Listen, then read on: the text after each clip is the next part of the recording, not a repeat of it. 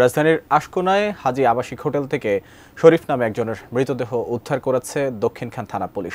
সোমবার রাত 11:30টার দিকে মৃতদেহটি উদ্ধার করা হয়। হোটেল রেজিস্টারে সোমবার সকাল 6টায় হোটেল ছাড়ার তথ্য রয়েছে তার। তবে কিভাবে খুন হলেন শরীফ, বিস্তারিত রবিউল ইসলাম রবির রিপোর্টে।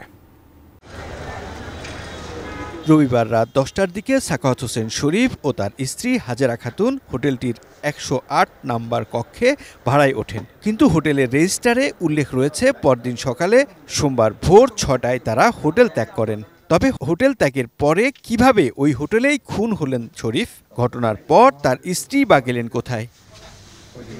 1 বছর আগে শরীফ হাজেরার বিয়ে হয়। বিয়ের পর থেকেই দুজনের মধ্যে বনিবনা ছিল না বলে জানান স্বজনরা। তবে এর জেরে খুন হতে পারেন শরীফ, তা মানতে পারছেন না তারা। বছর আগে ওনার বিয়ে হয়েছিল, দ্বন্দ্ব তো আসলে হয়, হাজব্যান্ড ওয়াইফের মধ্যে তো দ্বন্দ্ব আসলে থাকেই, কিন্তু এই বিষয় নিয়ে যে আসলে মার্ডার হবে তা তো কেউ আশা করতে পারে না।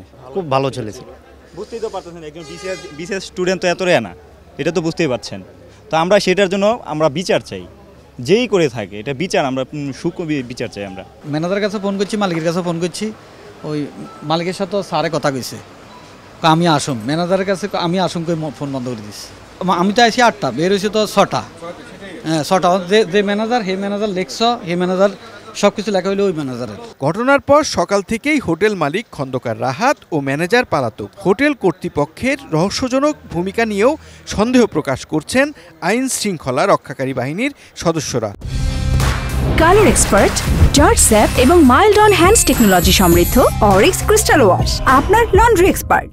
আমরা যতটুকু যা শুনছি, প্রাথমিক সংবাদ পাওয়ার পরে আমরা সন্ধ্যার দিকে একটা ফোন পাই। ফোন কলের মাধ্যমে জানতে পারি যে আশকোনার এখানে হাজী হোটেলের ভেতরে একটা মৃত ব্যক্তির লাশ পাওয়া গেছে। আমরা সেই সংবাদের ভিত্তি থেকে আসি এবং আসার পরে সেই ব্যক্তিকে আমরা আইডেন্টিফাই করতে পেরেছি। সে মূলত কিশোরগঞ্জের বাসিন্দা এবং ঢাকায় থেকে পড়াশোনা করত এবং গতকালকে রাত্রে সে হোটেলে উঠছিল, তার সাথে একজন মহিলার সহ সে উঠেছিল। আমরা যা জানতে পেরেছি সেটা তার স্ত্রী হতে পারে, কিন্তু এটা তদন্ত সাপেক্ষ বিষয়, তদন্ত করার পরে আমরা ডিটেলস জানতে পারবো। প্রাথমিক যে আমরা বডির যে শ্রোথাল বলেন সেইটার অনুযায়ী আমরা যেটা বলছি, ছুরি দ্বারা স্টেপ করা হয়েছে, তার বিভিন্ন শরীরে বিভিন্ন স্পটে স্টেপ করার মাধ্যমে মৃত্যু হয়েছে বলে আমরা সাধারণত ধারণা করতেছি।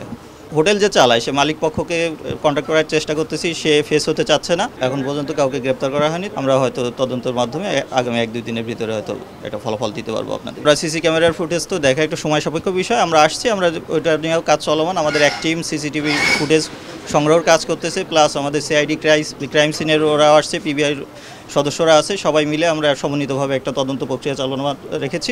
আশা করি আমরা ফলাফল দিতে পারবো ভাই আপনাদের।